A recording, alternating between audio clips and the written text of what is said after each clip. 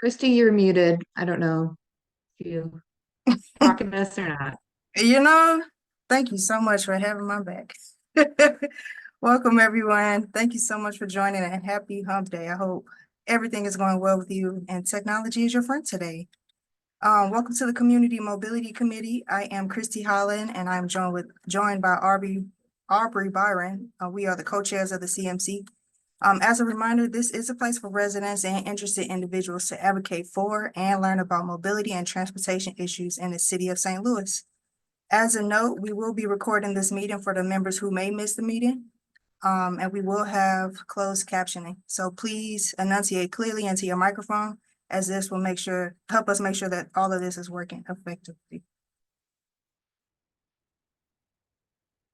All right.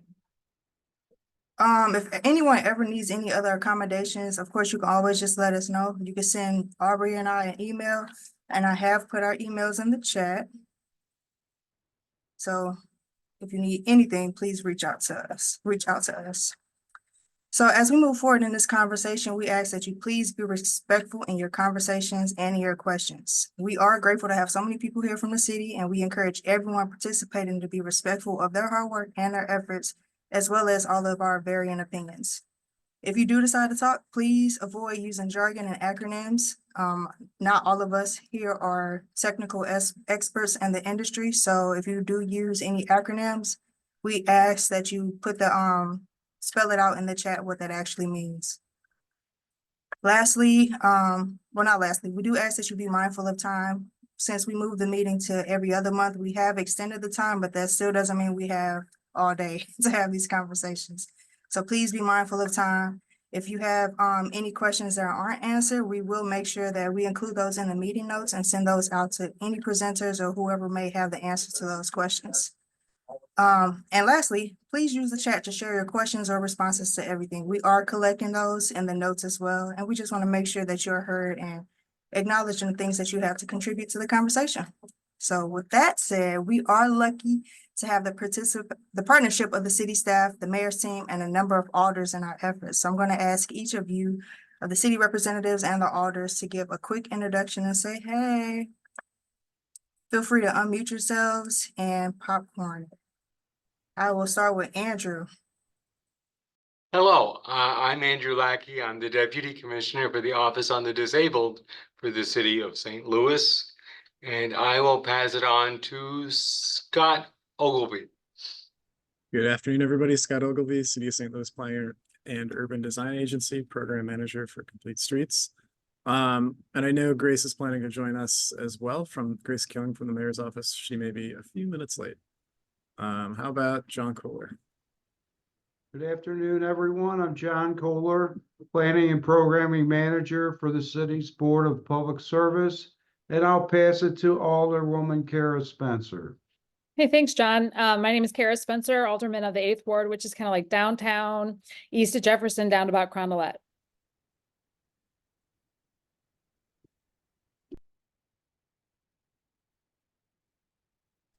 I'll go next. Bethany Williams, Director Street, City of St. Louis, and I'll pass it to Alderman Browning. Thank you. My name is Michael Browning. I'm the Alderman of the 9th Ward. That's the Central West End, Forest Park Southeast, Kings Oak neighborhoods, and a little tiny piece of Vandeventer. Who else is here from the city? Shout out if you're here. I'm looking through and I'm not seeing you. I want to say that's everyone. All right, and we'll keep an eye out for Grace. All right. Thank you all and welcome to the meeting. We love having you here. So we did have the minutes from the last meeting in the email. If you didn't get a chance to look at that, I did just put them in the chat. Feel free to review it if you haven't. In this next portion, we will spend a couple minutes just sharing concerns that we've all had or experienced in the city over the last couple of months. We ask that you do keep this under 2 minutes if possible, but I understand a lot has happened, so we do want to make space for you to share your thoughts. If you want to speak, just go ahead and unmute your mic, or you can raise your hand, or just put it in the chat.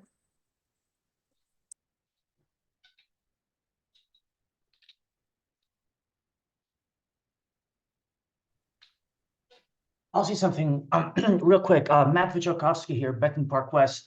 I just wanted to make an observation.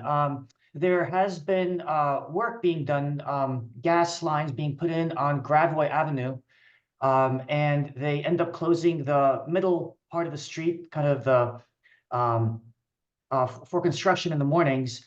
And this is one of these controlled experiments. I've always thought it would be super helpful to have some sort of pedestrian refuge in the center of those lanes. And that's exactly what we've had for the last month or so.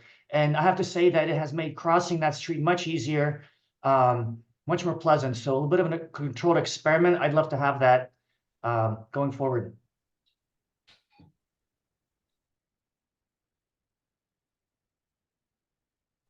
Great point, Matt. Thanks for sharing.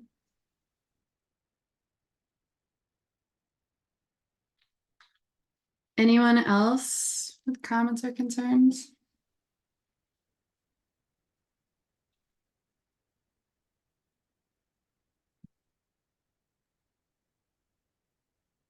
All right, if not, we can move on to the next section. I'll just follow, since we don't have a lot of extra comments, I'll follow up with Matt's observation and some of the discussions and plans that the city has for medians on Gravois. As many of you know, and as was publicized in the documents that went out for this meeting, we're having an upcoming Gravois public presentation to showcase what's come out of a traffic study on Gravois between Jefferson and Shenandoah.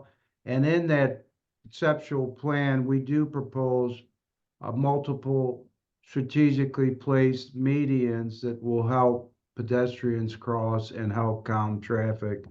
And I know Jen Wade's on the call too, and she might want to speak briefly about the potential to do other type safety projects through safety funds. That is, Gravois a street surface and signal maintain, MoDOT maintain roadway. So we do partner with MoDOT on any modifications to the curb to curb and signals. Jen, did you want to add anything else on that?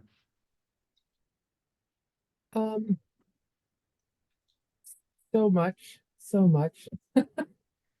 For now, I'll say, Matt, I think the observation is a good one. You're not alone in thinking that a refuge island in the middle of Gravois would have a lot of benefits. Of course, we haven't done a full study of Gravois yet. We have been working, I've been working with the city on the study you guys have been doing on the northern segment there, and we'll keep looking at things as they come. We do have some other minor safety improvements coming through a safety only project, but the next pavement project we expect to do on Gravois is not till 2030. So right now we're kind of looking ahead and hoping to be able to put some planning efforts in place between now and then to be able to make some significant safety improvements. Basically, every time we're doing paving in the project, we're adding safety dollars to those MoDOT projects so that we can get the updates. It's just Gravois later in the list right now. So we have active road safety audits going on Page, MLK, and on Manchester Shoto right now. So Gravois needs our attention as well. And so ideas like that are certainly welcome, and we'll be, Thanks, you'll be hearing from Jen, us soon. for those comments.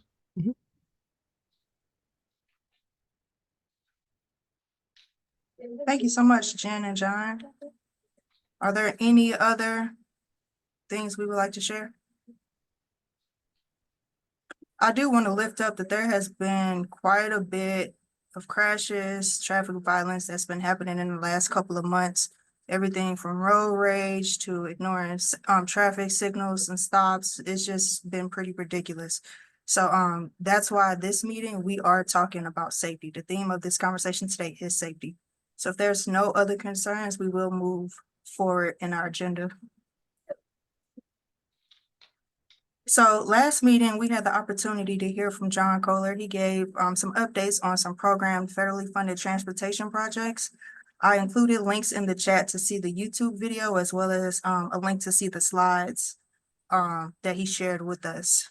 As a committee, last year, we talked about wanting improved communication and transparency regarding transportation projects and ongoing traffic violence on our roads. We also wanted to see better partnerships, and we wanted to be included in the conversation on what gets prioritized and invested in as far as safe streets and infrastructure for everyone using all the different modes in the city. If you wanted to see our sentiments letter, I just dropped a link in the chat for that as well. So for this meeting, now that we have an understanding of what the city of St. Louis has done with the high crash corridors and the high crash intersections, we're going to take some time to understand what's going on at the regional level, and how local governments are responding to it, how they're reacting to it, and even how they're being proactive in how they address and approach safety in our region.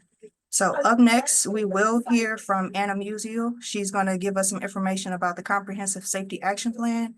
And later on, we'll zoom in more on the local level as to what's going on. We'll hear from our alderman and from Transform 314 regarding safety in our streets.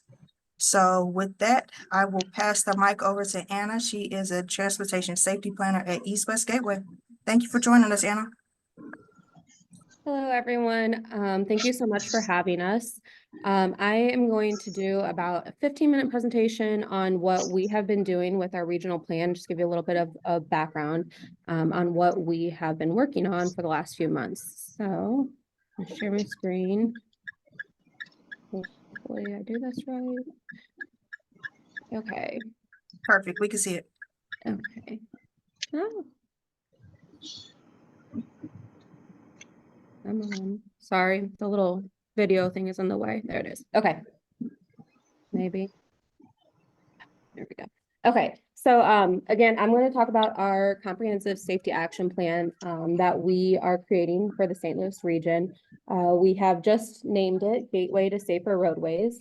And East West Gateway received funding to do this plan through the Safe Streets and Roads for All grant, which I'll probably refer to as SS4A in the future, but it's called Safe Streets and Roads for All. And it's a US DOT program that was established by the bipartisan infrastructure law in 2022. So in round one of the SS4A program, applicants were able to apply for funding to develop a comprehensive safety action plan or implementation projects.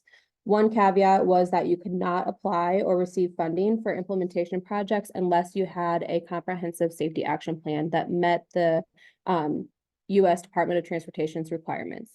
So at the time of applying, only St. Charles County and the city of Kirkwood within our region had a qualifying action plan. So East West Gateway decided to apply for a regional comprehensive safety action plan. We were awarded those funds, and once this plan is complete, it will allow for all municipalities and eligible entities within our region to apply for implementation funding in the future. In the last two rounds of the SS4A program, the DOT added 2 more eligible activities in addition to the action plan and implementation projects, and those are supplemental plans and demonstration activities, and I'll get into that a little bit later.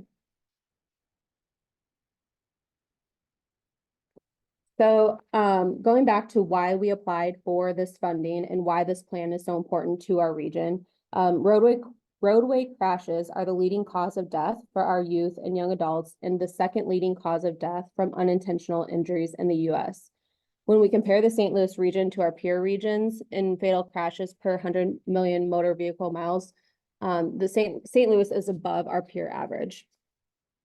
And then from 2018 to 2022, our region has had 9,576 fatal and serious injury crashes. And if we zoom in on the city of St. Louis, they've had 1,867 fatal and serious injury crashes during that same 5-year period. So although those numbers are alarming and high, it's important just to remember that we can still make an impact on reducing those fatal and serious injury crashes. So looking at this slide, there's kind of lines going everywhere, but if you look at that dotted dashed navy blue line there, it just shows that we can still make a difference. So that is our rate per 100 million vehicle miles traveled.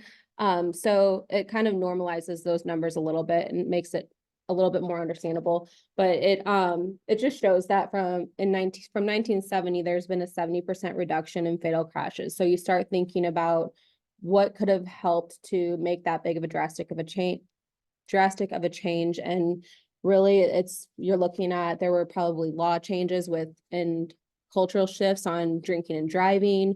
Our roadways have gotten safer with like the addition of rumble strips, putting cable barriers down the middle of highways, things like that. So although the idea of getting to 0 deaths can sound daunting and maybe even unrealistic to some, we just need to make sure that we realize that there can still always be a decline in crashes. So for our action plan, we are taking a 3-prong approach to our plan development. So we're reviewing best practices across our nation. We're engaging with our local stakeholders, which I've seen a few of you on this call today, through multiple groups and task force. And then we've also been doing a safety analysis on crash data for our whole region.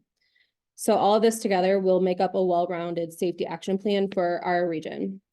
We also have Equitable Cities, who is on our team who is helping us make sure that equity is woven throughout our whole plan. And one of the biggest parts of this plan is the focus of Federal Highway Safe System approach. And this approach is the basis that we're building the whole plan around. It's looking at safer people, vehicles, speeds, roads, and post-crash care. So we want to create layers of redundancy and have multiple layers of safety. So to explain that a little bit better, you can see on the slide here that lovely photo of Swiss cheese.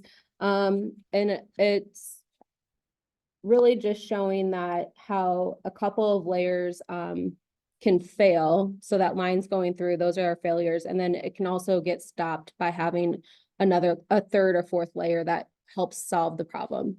So for example, we could have a driver speeding and who falls asleep at the wheel while driving, but the road he happens to be driving on has rumble strips that wake him up when he starts veering off the road. So in this situation, 2 layers of our safe system have failed. The driver is not driving at a safe speed, and himself is not being a safe driver by driving while drowsy. But the third layer that protected the driver and helped avoid the crash was those rumble strips. So the safe system approach is really showing that the reduction of fatal and serious injury crashes cannot be dependent solely on one person or entity, and is truly an all hands on deck approach. So as I mentioned earlier, we have created 5 stakeholder groups that are made up of local stakeholders throughout each county. And we also created a regional task force. So we have met with these groups 2 times so far. The first time it was basically just more of like an education of what we were doing, swapping of data and that kind of stuff, and just educating them on our process and best practices throughout the nation. And then earlier this month, we met a second time to present our draft high injury networks and start brainstorming some recommendations for our plan. And finally, we'll meet again at the end of April to present the draft action plan to them. So this is just a list of who's all included on our regional task force. This group is a little bit different than our county stakeholder groups. With this task force, we wanted to make sure that we included all 5 elements of the safe system approach. So we have representatives from all different backgrounds, including law enforcement, ambulance services, engineers, planners, local advocacy groups, transit, equity focused groups, and more. So one of the main components of our plan is the creation of high injury networks. This will be a series of maps that will show us where the fatal and serious injury crashes are occurring. So we'll have 5 regional high injury networks that include all modes. This includes all of the roads in our region except for interstates, vulnerable road users, focusing on bicyclists and pedestrians, underserved communities, and then top contributing factors of crashes, as well as interstate hotspots. The reason why we took out interstates from our all modes was just because we wanted to see what was happening on our local network and not let the amount of crashes that are happening on our interstates skew those skew those results. So we'll also be creating high injury networks for each of our counties, that will just be focused on their networks only. And those high injury networks will allow them to see what's happening on their roads. So this is just a sample of what the all modes high injury network will look like. The red is showing where the top 10% of our fatal and serious injury crashes are happening. Orange is 25 and yellow is the top 50. You can see a high concentration of the red and orange lines within the city of St. Louis. So when our plan is final, we will be putting this map up on our website, and it'll actually be an interactive tool, so you'll be able to click around and zoom in. But I know right now it just looks like a bunch of lines, but I promise whenever you get to zoom in and everything, it's going to be a really helpful tool. So this is getting into our data now a little bit. So here we're showing the percentage of each county that lives within a CJUST area. And CJUST is a climate and economic justice tool. And this tool is a mapping tool that uses data sets that are indicators of burdens in 8 categories. So here we're showing that the purple line is showing the percent of fatal and serious injury crashes, and then the pink is showing the percent of the population living in that CJUST area. So looking at the city, we have 17% of the population lives in a CJUST area, and about 40% of our fatal and serious injury crashes are happening within that area.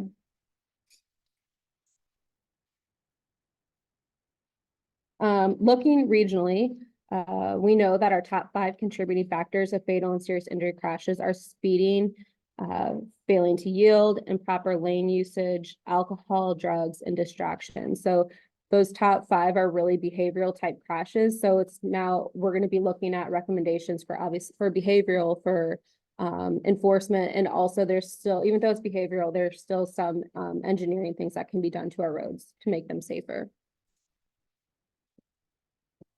So on this chart, going across the top, there are months starting with January on the left, and then going down the chart, they're the days of the week, starting with Monday at the top. So the regional chart on the left is showing that the majority of our region's fatal and serious injury crashes are happening Friday through Sunday, and then also through the months of May through October. So when we start to think about when enforcement or educational campaigns need to be rolled out and need to be focusing our time and our money, these are really those months that we should be focusing on. If you look at the city's map or chart here with the same data, it's following that same idea loosely of being the summer months, but there's also those outlier months of March and November. So on this chart, we have the days of the week, starting with Monday at the top, across the top, and then the time of the day, starting with 12 a.m., going down the side. And here we can see as a region that we have a lot of fatal and serious injury crashes on the weekends and during the evening rush hour during the week. And then if we look at the city, we're having a majority of fatal and serious injury crashes on the weekend. So when we start comparing all of our crashes versus fatal and serious injury crashes, our vulnerable road users start to become overrepresented. So our pedestrian, bicycle, and motorcycle crashes make up almost 27% of our fatal and serious injury crashes. While if we're just looking at the all crashes, they only make up about 2.5%. So zooming back into the city and diving into the pedestrian data, we can start to add layers to try and get more background on why crashes are happening where they are. And this is just one example of what we're doing. On this map, we're showing that the percentage of people who do not own cars versus pedestrian crashes. pedestrian fatal and serious injury crashes, I should say. The dark blue is the higher proportion of people who don't own vehicles, and the lighter the color, the more of the population that owns a car. So maps like this, again, can start to show a story of maybe a lack of sidewalk, of lighting, proper and safe crossings, or maybe also the need for like a safer transit pickup spots, or trying to find that connectivity.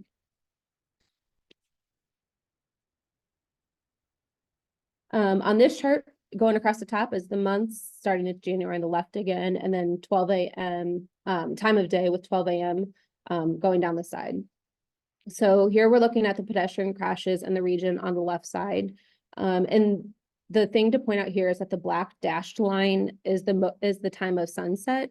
So it's pretty telling that the influx of pedestrian crashes are around dusk. And the city of St. Louis follows that same pattern. This heat map I find pretty interesting. This is just showing where the most unbelted fatal and serious injury crashes are happening in our region.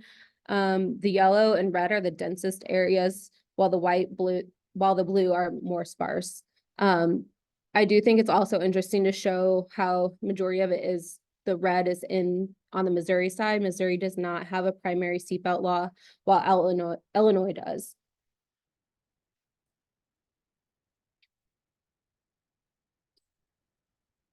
So getting into our plan a little bit now, we have done a lot of research on the best practices for policies nationwide and locally, and we plan to point out those strengths within our region that others can learn from or start doing themselves. So for example, when we start looking at advocacy and education programs, we'll list a few programs that are happening within our region. And then we'll highlight one specific one, and we're trying to highlight things from all around our region. So for advocacy and education programs, we're highlighting the Keeping Memories Alive Foundation, based out of Jefferson County, and this group dedicates all of their, well, not all of, but dedicates their funding to highway safety, and they bring a teen safety program to all of the local high schools free of charge in Jefferson County. We'll also be highlighting the needs and opportunities for our region with policy. So for this one, I just have highlighted the seatbelt usage, and we give a few examples of how different safety partners can improve. So while we don't have a primary seatbelt law in Missouri, there's other things that we can do to help increase usage. Like for instance, MoDOT and I think it was St. Louis County, both of them have a program within their cars that will let somebody within the county or DOT know that somebody is driving without a seatbelt. So they can discuss that with that person, whoever was not using a seatbelt, and I'm sure they have their own rules and what happens next. So you could do things like that within the city vehicles or within your entity's vehicles. Other thing that was talked about in St. Charles County was the idea of having a regional primary seatbelt law. So having each county adopt a primary seatbelt law, so that when people come to our region, they know that this area you have to be buckled up. So going back to where am I at? Sorry. So one thing that our partners were very interested in, going back to what I spoke about at the very beginning with the Safe Streets and Roads for All funding, was the idea of being able to apply for funding for their own cities and entities. So the third round of funding was just released by the U.S. Department of Transportation, and they have set multiple deadlines for these applications. Planning and demonstration grants have 3 different deadlines, while the implementation deadlines have 1.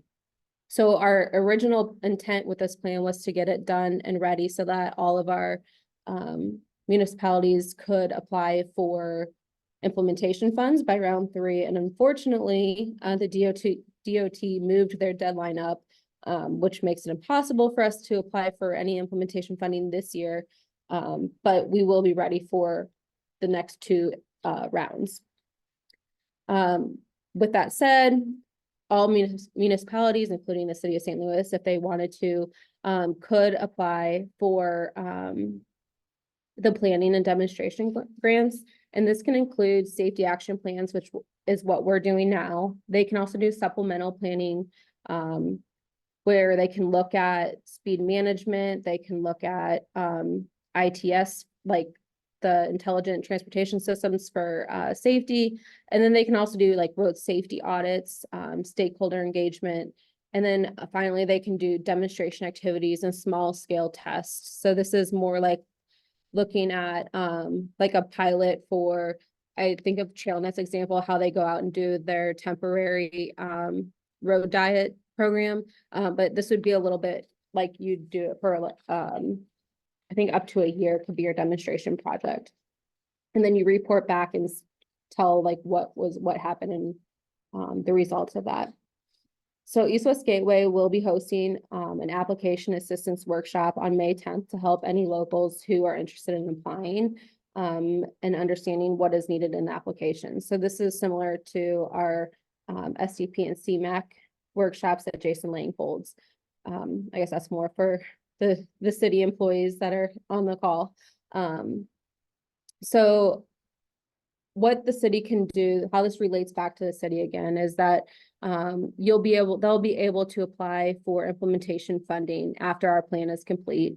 The city of St. Louis, I think, showed a little bit of interest in doing something, and hopefully our plan will help them zone down onto what exactly and where exactly they need to be focusing. These projects that for implementation can be just infrastructure projects, so changing the roadway to make it safer. It can be an operational application, or it can be behavioral focused. So at the end of this project, we're going to have a regional comprehensive safety action plan that will meet all USDOT's requirements. And then this action plan will also include our series of regional high injury networks that we talked about, as well as those individual county high injury networks. And this is kind of just our timeline of when we started and where we're going. Our project kicked off like the week after Thanksgiving in 2023. And we've accomplished quite a bit since then. We're currently developing those recommendations and then developing the plan itself. So the plan will be going to East West Gateway's Board of Directors for approval and adoption in June of 2024. So our next steps are going to be finalizing the safety analysis, developing recommendations, and then preparing the report itself. We're going to hold our third round of stakeholder meetings in the last week of April. And then we're going to host that SS4A application workshop on May 10th. And then in May, we're going to present our draft safety action plan to our EAC and boards. And finally, we'll present the plan for approval at our June Executive Advisory Committee and then our Board of Directors. So with that, if there's any questions, I'd be happy to answer. Thank you so much, Anna. This is great. We do have quite a bit of questions, so I'll just start rolling through them. And of course, everyone, if you have a question, you can either put it in a chat or raise your hand and we'll get to those questions. So first question is this a plan that all regions have to follow? And if, not regions, local governments have to follow? And if one of the local governments decide they do not want to adopt this plan, what happens? That's a great question. So this plan is actually going to it's an overarching regional plan. So our board of directors is made up of each of the county executives or the mayor of St. Louis for the city. And each of those groups are going to be a part of like adopting this plan. So you don't necessarily have to, each individual municipality does not have to adopt the plan themselves or fully agree with it, I guess. But it's just if you want to apply for funding through the federal government with this SS4A program, you have to use our plan. So whether that means adoption or just saying that you, you approve it or that you agree with it. That's really all that is needed. Okay, are there any metrics for performance tied to the action that's in the document? I know we haven't been able to see a draft or anything yet. Yeah, so the draft is not complete yet. We're still working, so the draft won't be ready until May. But yes, that's part of the requirements for the DOT is we have to have a performance metrics. So we're going to be developing those after we create our recommendations. So that is a part of the process and will be a part of the plan. Awesome. Andrew, you want to ask your question? Oh, you're muted, Andrew. Hang on, I will unmute. Okay. My question has to do with the vulnerable populations. Are people with disabilities that are using the pedestrian ways, particularly folks with using mobility devices or people who are blind, are they teased out at all in the data, or are they with the pedestrians? This actually came up within our, I think it was actually our St. Louis City meeting. So there's no way for us to distinguish if someone was using a wheelchair or anything else of that sort. Our data is coming straight from the crash reports. So unless there's no box for that police officer to check saying that someone was using that kind of device. So our plan will not specifically call that out, I don't think at this time, but that was a discussion and that could be something that like a supplemental plan that could be applied for. That's good, that's good. Thank you. Scott? Yeah, I just wanted to say that our the look we've had so far at what East West Gateway is producing and the data, it looks really good in the it looks like useful data that we can be a component of helping us to make decisions in the future. So I was really impressed with kind of what we've seen so far from this project, and so I think we're looking forward to having it completed. I think it aligns pretty closely with where we sensed or through our own analysis believe we have safety issues. But I think the way it's being published is in a much more robust format. So we appreciate the work that's gone into it and look forward to having it available as a tool in the future. Thanks, Scott. Yeah, we are pretty excited about what this data can be used for. I think the bonus that we kind of added in last minute was originally we were only going to have regional high injury networks, and then we decided it would be important to narrow down to just county level data, which will help our local counties and municipalities really focus on their own roadways. So I know I've talked a lot about the Safe Streets and Roads for All program, but East West Gateway also has funding sources too, that these local municipalities or counties can apply for our funding by using these maps. So they can really see where their problems are individually, and really try to start zooming in and taking care of those high crash locations. Yeah, that's great. That data was amazing. So shout out to you all. We have a few more questions. Someone asked, can we get who from the city is on the task force? Is it okay to share? Yes, I knew I should have printed out that list. But I know Scott, Ogilvy, John Kohler, Bethany. I'm trying to think who else was on there. Sorry, I'm drawing. David Newberger. Thank you, John. And Jen Wade from MoDOT is on there as well. Awesome, awesome. And Jackie Knight is also on there. And I think that was it for the county level, the Okay. city level, sorry. Great, great. And everyone on the task force, if you're in this meeting, thank you so much for your representation. Another question, are there graphs focused on pedestrian fatalities so that cars are pulled out of the numbers? Yeah, that was, oh no, sorry, guys. Let's see if I can. That was, oh, like the actual numbers. We will have that, sorry, we will have that in the final report, and all of that will be, on our website as well once we're done. Okay. What percentage of fatal and serious crashes involve drivers that have had previous driving infractions on their record? Is that something you all are tracking? We are not tracking that. Okay. Again, all of our data just comes strictly from the crash reports. So unless again, like that's not something that's the police officers will check on that report. So unless if it's something that's listed on the report, then we don't have that. Okay, sounds good. We have two last questions. One is regarding the implementation funds.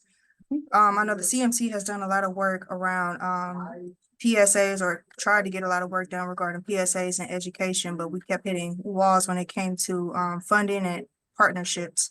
Would this position organizations like the CMC or even just the city to be able to do that? I know the city could apply for it, but how could other organizations participate in educating the community? So for the Safe Streets and Roads for All program itself, only counties, cities, towns, transit agencies, metropolitan planning organizations, which is what East West Gateway is, or tribal governments. Those are the only people that can apply for that, this funding that we're talking about today. The city of St. Louis is more than welcome to apply for behavioral type campaigns. That is definitely something that is eligible, but it would have to come from the city. Right now, I'm trying to think of other ways of funding. Not quite sure right off the top of my head. I know that like East West Gateway partners with MoDOT every year, and we do internally, we call it the 100 deadliest days of summer, because that's when the most of our crashes are happening, which shows pretty clearly on some of our data, where we just really push out our safety messages with that focus on those top contributing factors for our crashes. Then we focus on sending out social media messages during that. And actually, I just was talking with the Urban League, and they're also getting ready to do a safe speeds behavioral campaign as well. So I think people are out there doing it too. It's a matter of just finding who they are and linking up with them. Absolutely. We do ask the city and East West Gateway, whenever you're doing this work and looking for partners to add in, please include the CMC. We do have people that are interested in contributing to that work. For sure. Last question, and this is actually for the city staff that are on a call. How do you see this comprehensive safety action plan influencing or informing the mobility and transportation master plan? Yeah, good question. I'll answer. I think John can answer as well. So a similar type of work is something we were planning on doing in the transportation and mobility plan. My sense is that the work that East West Gateway has been doing has been very robust, and I think will be, from a data perspective and from a mapping perspective, will be really useful. And we can kind of just pull down a lot of that information.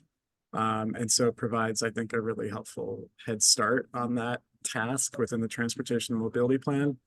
But I think additionally, within the transportation and mobility plan, we can look at a lot of other internal policies and practices that relate to safety.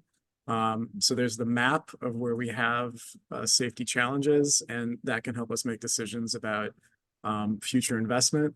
But there's also those policies and practices that we have, across the city that we can additionally assess and look for ways that we can improve safety by improving those things as well that are potentially separate from infrastructure. So I think this is gonna be really helpful, and I think we will expand on it within the work that the TMP does specific to the city of St. Louis. Awesome, awesome. That's so good to hear. Hey, Okay, Christy, just to add on to that too, real quick. East West Gateway, or our consultant at CBB is actually going to be meeting with with Jackie and CMT to discuss the similarities between these two plans later this week, I think. And we'll be sharing all of our data. The one benefit is we have the same consultant doing all the GIS mapping for both plans. And so we've given them permission to use our data that we've collected for that plan as well. So I think the two plans should hopefully complement each other and shouldn't be going against each other in any way. So good, good. I love to hear it. The collaboration and partnerships, love it. Well, thank you so much for your insight on this, Anna. This really does help paint a better picture as to what's going on with safety in our community. With that, I would like to open the floor to Alderman Michael Browning. Him and Alderwoman Ann Spicer have been doing a lot of work around complete streets. And as we, complete streets has a component of safety tied to it. So we really want to get an understanding of how all of these plans are really working together. So I will give the floor to Alderman Michael Browning next. Thank you again, Anna, so much. Thank you.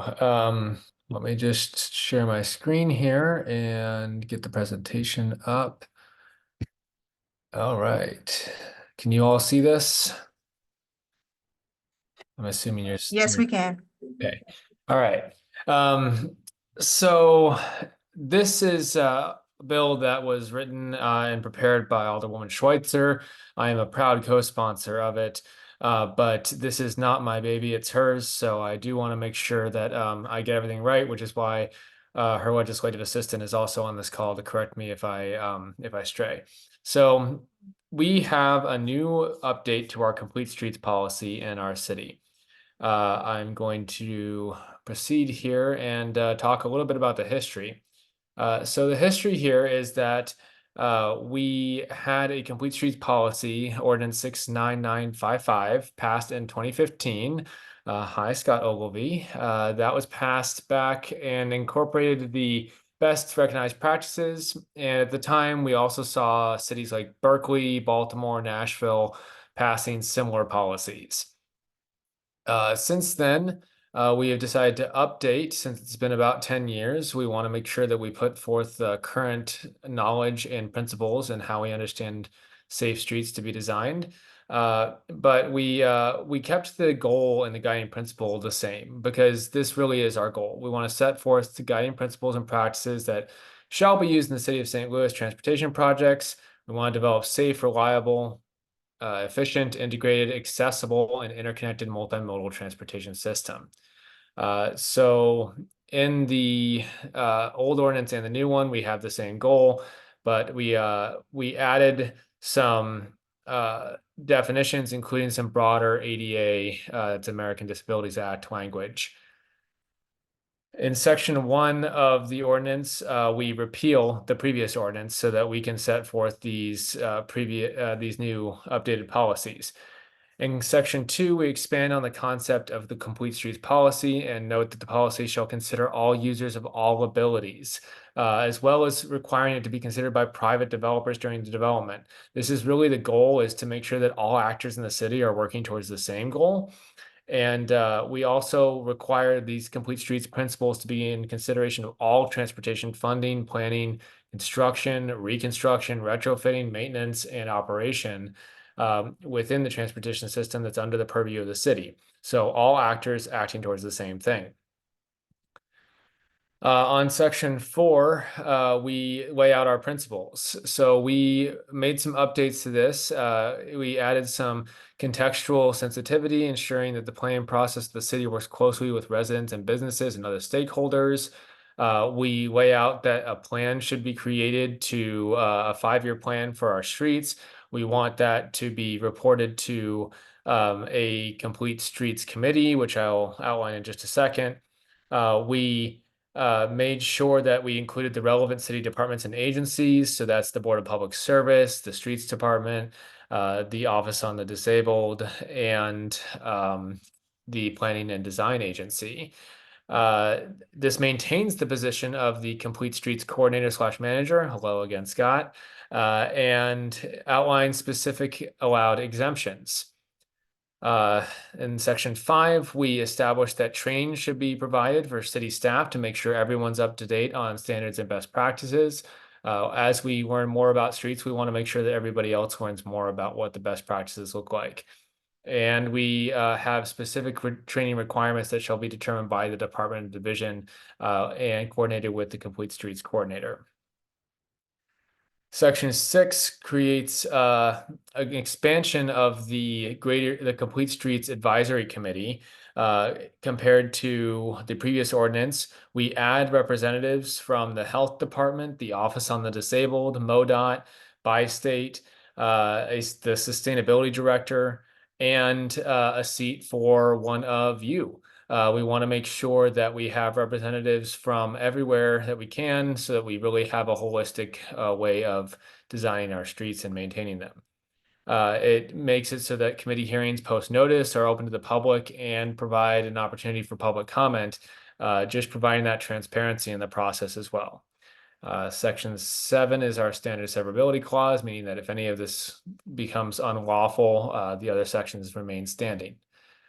So that's a quick and dirty overview. I'm sure there are some questions, so let me go ahead and look at this chat here.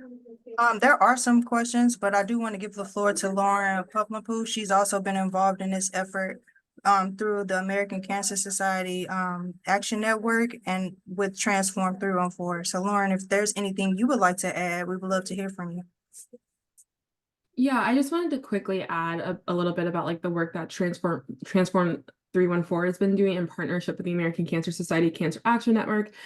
I am Lauren, I'm the community engagement manager. And so one of the things that we've really been focusing on is connecting like these happenings that are going on that Alderman Browning mentioned to the community members and making this like information accessible. We've been having community meetups, which is where we bring key stakeholders in actions such as these, and then community members to ask questions and really better understand what is happening. If you're looking, we came to this, we decided to pursue Complete Streets and street safety and infrastructure because Kelly launched her survey at the end of last summer, and basically with the target of getting information from Black St. Louisans under the age of 45 to see what issues they are the most passionate about, which ones they cared the most in their community, to basically see what was the most widely and deeply felt. And what that brought to us is when we aggregated the data by city and Black city residents was improving street sidewalks and lighting, and also improving street safety, which was tied with affordable housing. And so that's what we really got here. And so it's clear from the data that we've gotten and in conversations that we've had that this is an issue that is really that people feel really passionately about and really deeply. And so we want to make sure that when we're putting policies forth, that they have the voices of those most impacted. Data time and time again shows us that certain neighborhoods, specifically North City, have been disinvested and often forgotten in conversations around these. And we want to make sure that they have a voice when these policies are passed. And so that has really been the main focus of what Transform 314 has been doing with the help of ACS CAN. And if anyone is interested in attending a community meetup, once I get off, I will send the flyer so that you can join us in our next April one. This is a great space just to be able to connect with community members and really get those questions asked and also talk about what's next for our community. I can attest, I've been there, it's amazing. We do have a couple of questions in the chat. How will the interests of children be represented in the Complete Streets policy? And can you add representation to the committee? Well, yes, we are still looking to update the policy, and that can include updates to the committee. The question about children is interesting. We're certainly willing to look and see how we can best represent that. But we find that, you know, when we design streets for the most vulnerable user, we tend to protect all users. And so what this really is putting the emphasis towards is making sure that we're making streets accessible and safe for all users. And we're doing that by making sure we're comparing it to best practices known by the different groups that are out there. So we highlight specific designs by, I'm trying to find it in the bill here real quick. So National Association of City Transportation Officials, NACTO, Manual on Uniform Traffic Control Devices, Federal Highway Association, American Association of State and Highway Transportation Officials, MoDOT. We try to make sure that we're really adopting all the different best practices. The other thing that's really great about this is how much more public facing it is.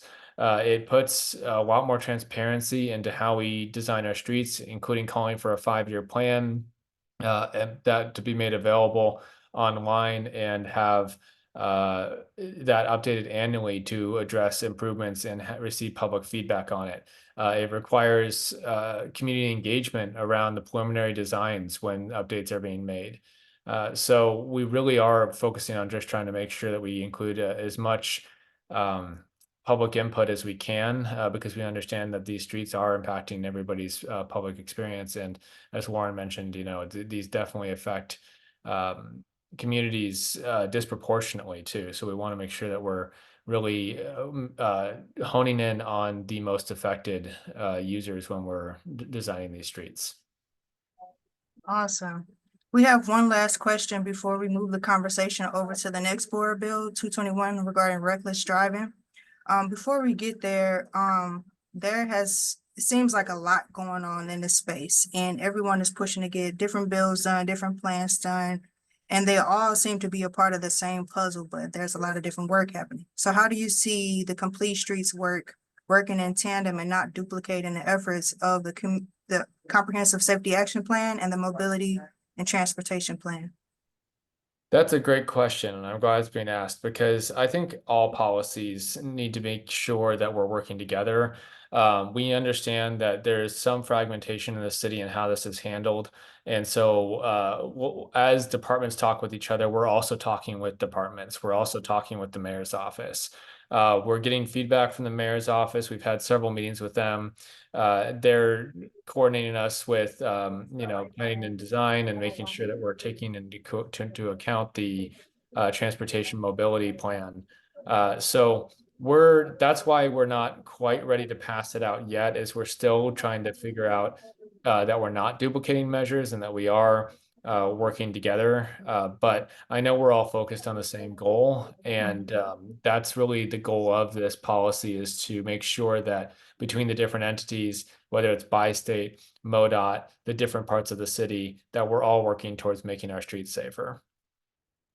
Awesome. Thank you so much, Alderman Browning and Lauren, for all the work that you're doing on this Complete Streets project. We will move the conversation over to Board Bill 221 regarding reckless driving. I will open the floor to Alderwoman Kara Spencer. Hi, Kara. Hi, thanks so much. I really appreciate the opportunity to talk about this. I don't have a presentation, but I want to just present the basic concept here. I know we've shared a little bit. I know the concern was raised earlier about the volume of folks we've lost just this year. We ran the numbers as of January 1st. There have been 11 fatalities in the city of St. Louis. 6 of those were pedestrians.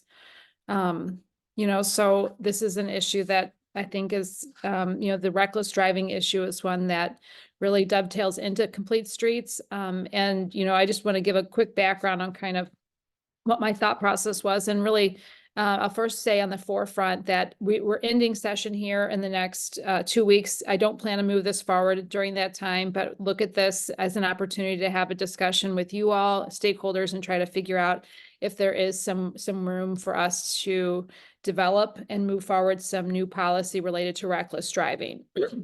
So the bill was really born out of this idea that we need some more tools in the toolbox for enforcement of traffic laws. Currently, the state of Missouri doesn't have a reckless driving law or repercussions. We have some other similar state laws, and we certainly do have traffic laws at the state level. But here in the city, we have an ordinance related to reckless driving, but there's really no repercussions around that. If you're driving recklessly right now, a police officer can pull you over and they can do 3 things. They can ignore you and do nothing. They can pull you over and write you a citation, in which case you'll have a court date, and whether or not you show up to court it's kind of TBD. Or they can, if you're driving really egregiously, they can book you and impound your car.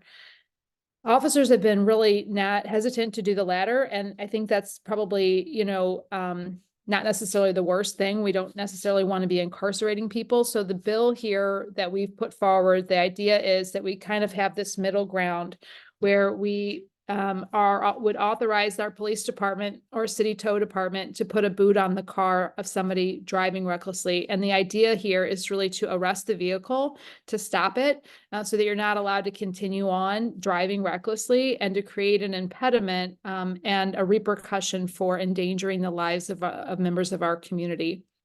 And so really, we've put some we've got some, I've been, kind of putting this around, listening to feedback. One of the pieces of feedback that we've been trying to incorporate is really the idea of the cost associated with getting the vehicle out and conforming to state law related to fees and fines for what's considered a minor traffic violation. Because if you're driving recklessly, you haven't necessarily crashed at that point. And so we've kind of we've created some amendments that kind of address some of those things. We've also talked to our city councilor on sort of the legal side of things, and feel like we're kind of moving in the right direction as far as getting compliance and making sure this would withhold a stand within with a court challenge.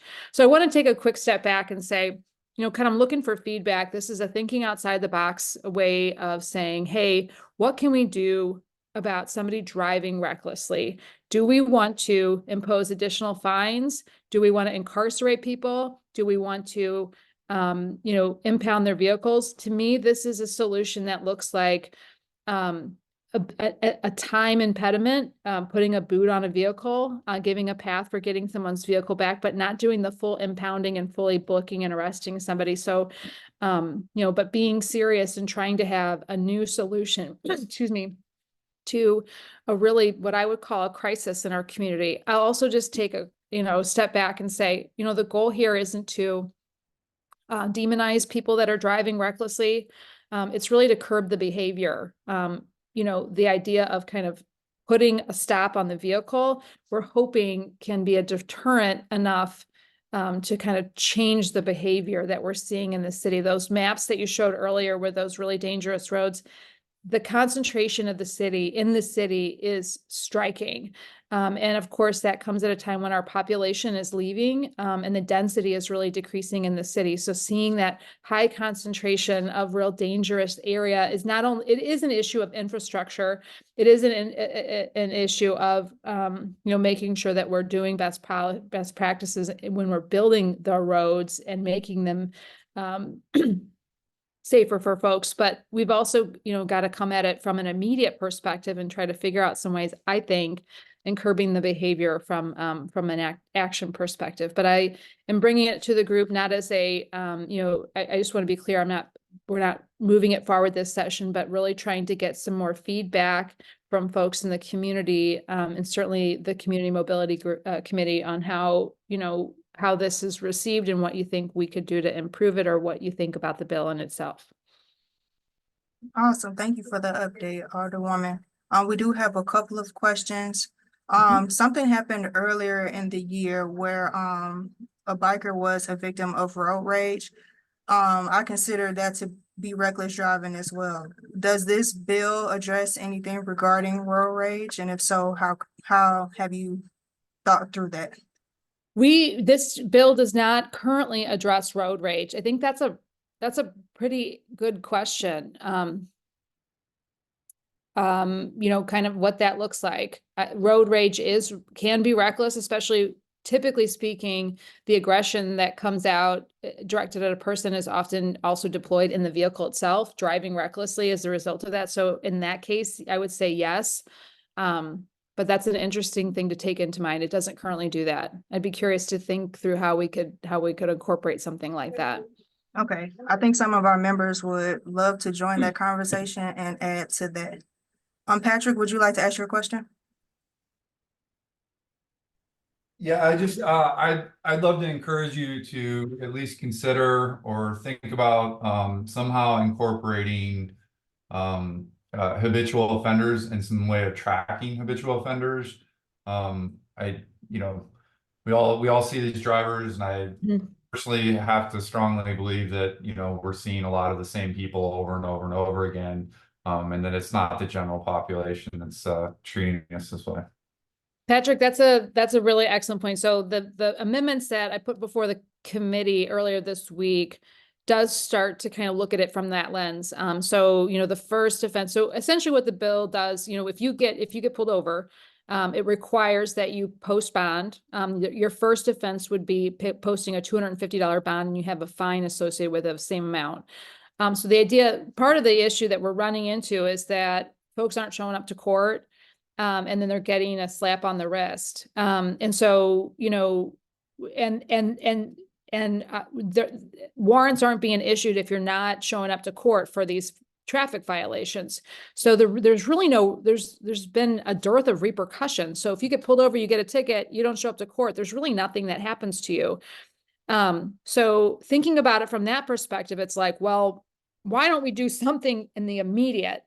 And the boot is meant to be that immediate without being a full, you know, a tow and arrest and book, you know, so, but we do have an escalation clause in there, and we are asking for some tracking as opposed, you know, as we move through this. So, you know, your first offense, your second offense, your third offense. I'm also taking a look at some other cities that have LPRs that can read license plates and see if you have an outstanding ticket for reckless driving or a driving offense, and potentially being able to apply a boot in that regard.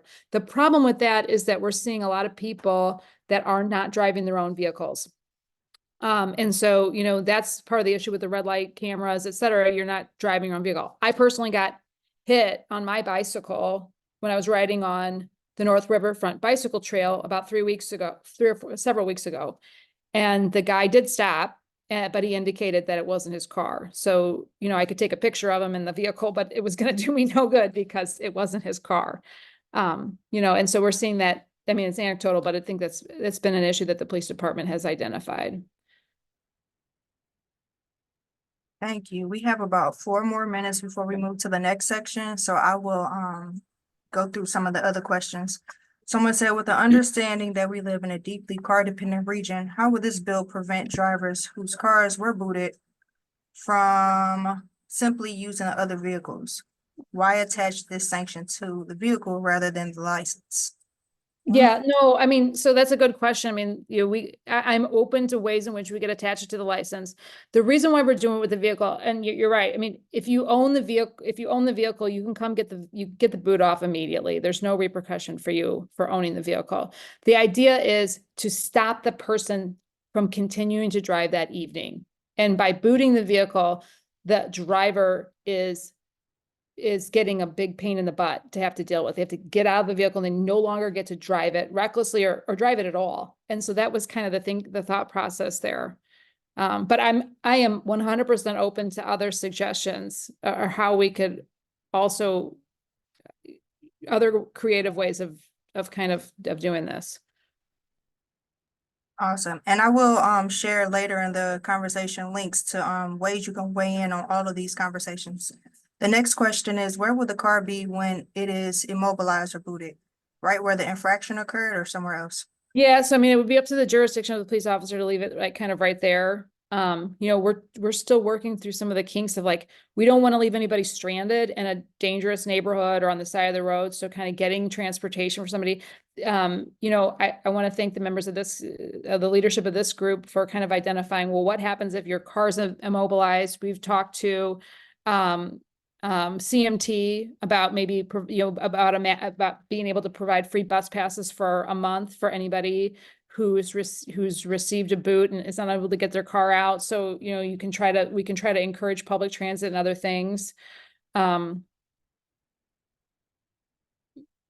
don't know if that's that good. yeah. That's good. Does the city have staff to handle booting that would occur under this bill? Well, yeah, I mean, that's a good question. The city is really, we're operating at about 70% staffing capacity. That's like across city departments. That's an average. So that is a concern. I would argue that the hope with this is to serve as a deterrent. You put in a couple boots and all of a sudden you start to curb behavior. That's the hope. When we did the gun bill last summer, you know, we had a lot of kids walking around with open carrying guns, and the fact that a police officer could take and process it served as enough of a deterrent that it really curbed that behavior. So we're hoping that this would have a similar effect, like just the boot on your car and getting done for the night or the day or whatever would start to curb that behavior. That's the thought process.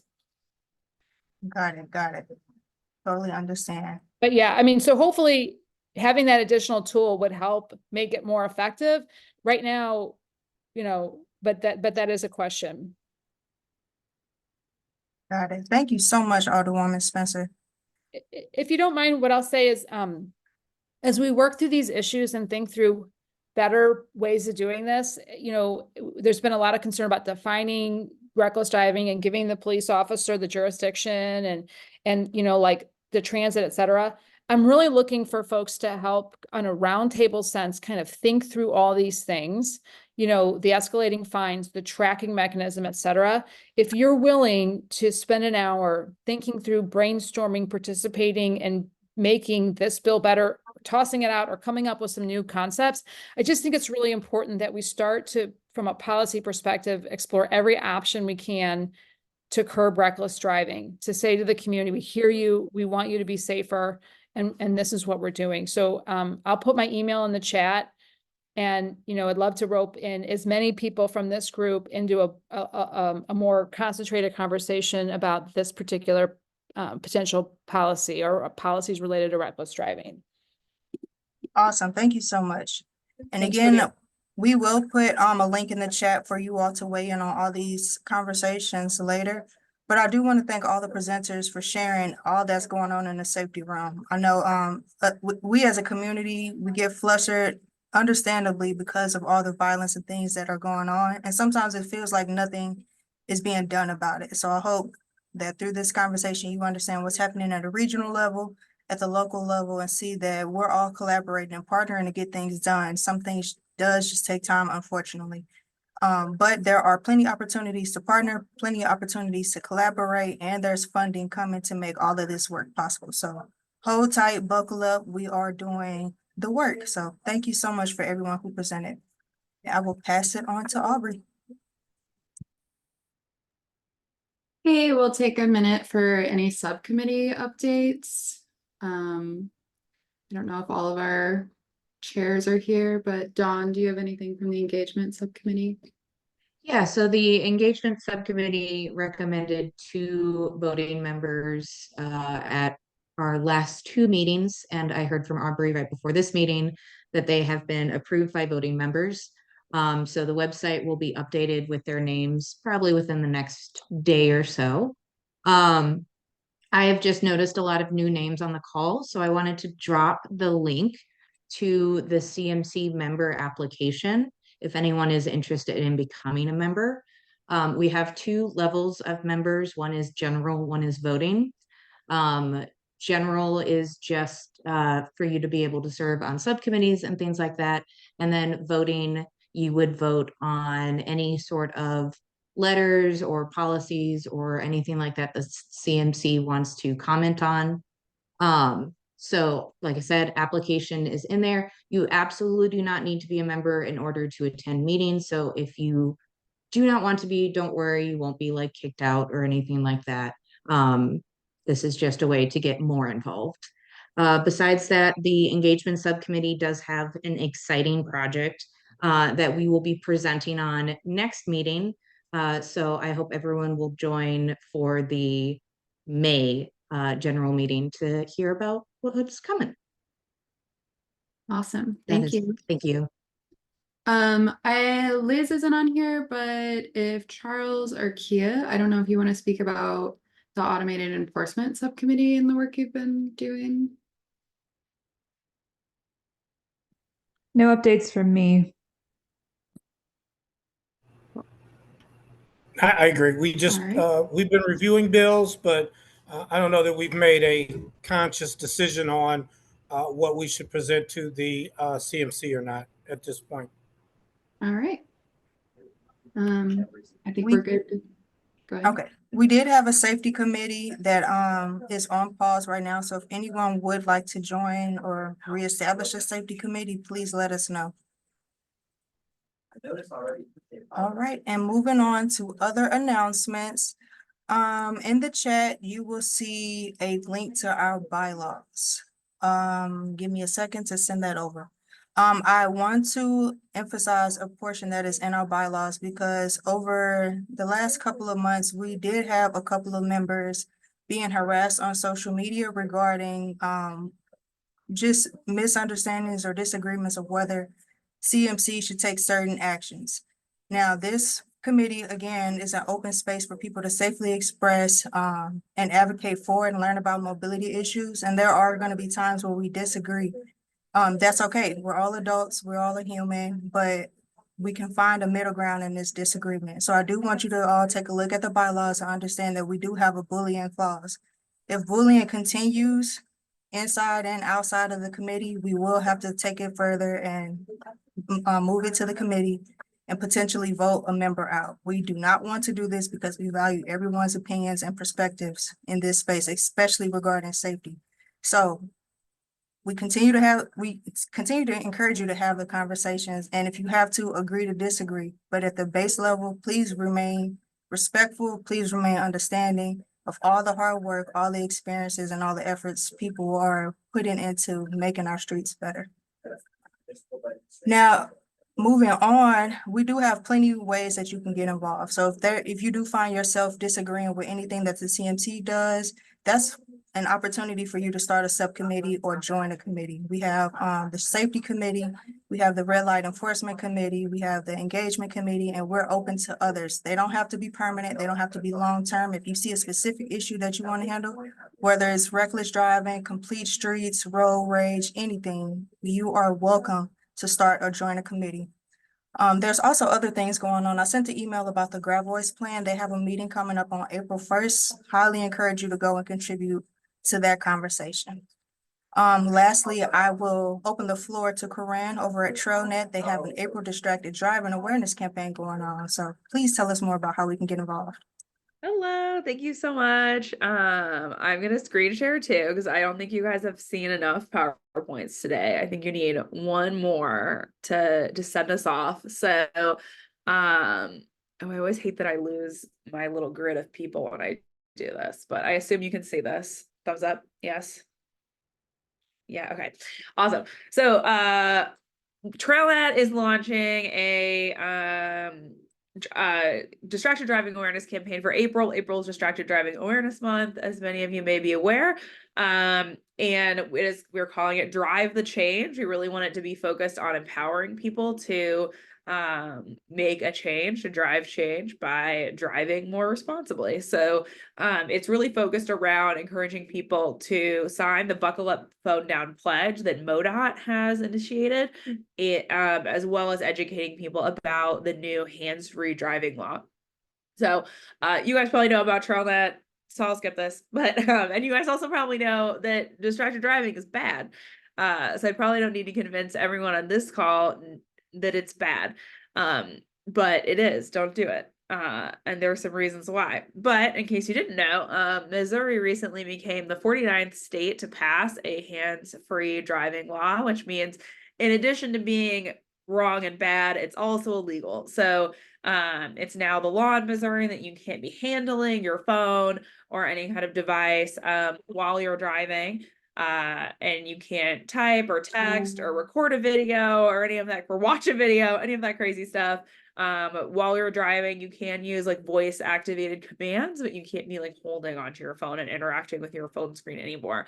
So that law went into effect last August. I'm sure a lot of people on this call were involved in advocating for that. So shout out to everyone who helped get that law passed, including Charles and Taylor, and I'm sure plenty of other people on this call. This law does go into, it is in effect, but the enforcement of it will begin next January of 2025. Until then, I believe people are getting warnings and education about it. So we want to take this opportunity to continue to educate people about this law. So we're going to be doing presentations like this around the community. Charles, who's on the call, Charles Bryson, our policy catalyst, is going to be going to some neighborhood association meetings. So if you're out in the community, you may see us doing more about this. But the main action item is that we're asking people to sign the Buckle Up Phone Down pledge. So I will put that in the chat, but you can also, it's in the chat right now, but you can also go use your phone. Since you're not driving, you can scan this QR code with your phone and sign the pledge right now. And then we're also asking people to spread the words. We really want this to be like a peer-to-peer based campaign. So the idea is not just that you sign the pledge, but that you sign the pledge and then ask other people in your life to do so. And so you can do that by obviously like texting or calling your friends and asking them to sign it. Or you can also get, we're going to be having yard signs and magnets, and car magnets, like a car bumper magnet, that you can pick up from us and from some of our partners around town during April to display and like show your support. We're asking people to challenge at least 5 friends or family to sign the pledge with them by sharing that link. And then we also have some opportunities for other organizations to get involved. So like I said, I know a lot of people are here, some people here already are. If you and your organization are interested in helping to spread the word about the dangers of distracted driving and the power that we all have to really create change by setting a good example for our kids and for our other people in our lives on the roads. You can go to that same link, and on the bottom there's a link to a form that you can fill out about how you'd like your organization or business to be involved, and I will send you the information, some information. So we have a whole toolkit of social media assets, messaging guidelines, press release, like help to make it easy for you and your organization to get involved. So please check that out. And we'd love to have more support getting this out into the community, especially through April, as well as we'll probably also continue a big push during May, being National Bike Month.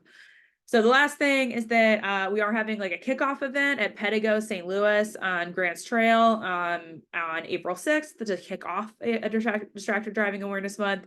So that's a great opportunity to come sign the pledge, pick up the yard signs and magnets that I mentioned. So if you're interested in stopping by that event, please go to our Facebook page and RSVP, and we would love to see you there. Awesome. Looking forward to the drive to change. It's gonna be great.